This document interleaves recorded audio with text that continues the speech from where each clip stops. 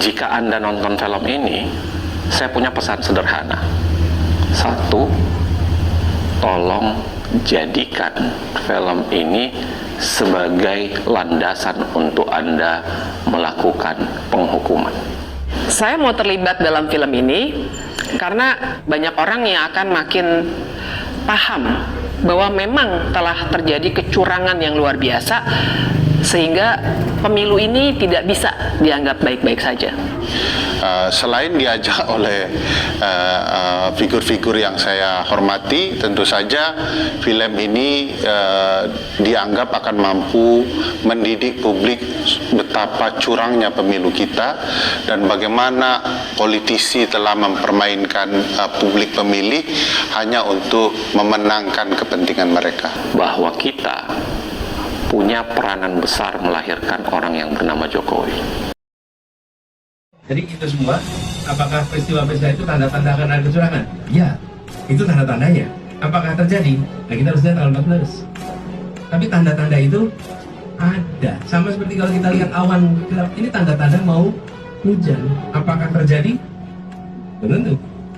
Karena itulah, kita ingatkan kepada semua, tanda-tandanya ada. Ditunjukkan dalam film itu. Apakah nanti kejadian? Kita lihat tadi, makanya kita punya kesempatan yuk jaga diri, jangan sampai itu kejadian.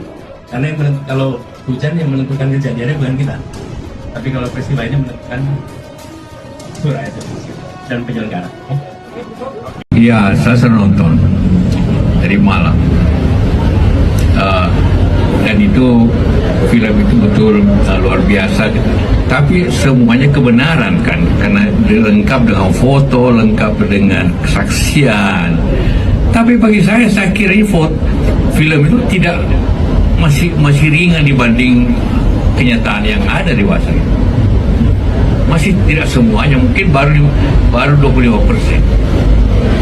Karena tidak mencakup apa yang kejadian di daerah-daerah, apa yang kejadian di kampung-kampung, apa yang kejadian bagaimana bansos ini diterima orang, bagaimana data petugas-petugas mempengaruhi orang, jadi masih banyak lagi sebenarnya yang jauh lebih banyak, mungkin sutradaranya lebih sopan lah.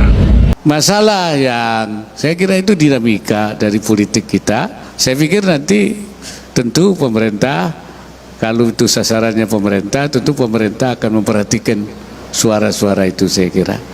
Ya, saya kira kita harapkan bahwa keinginan-keinginan yang lebih baik itu tentu harus direspon dengan baik pula.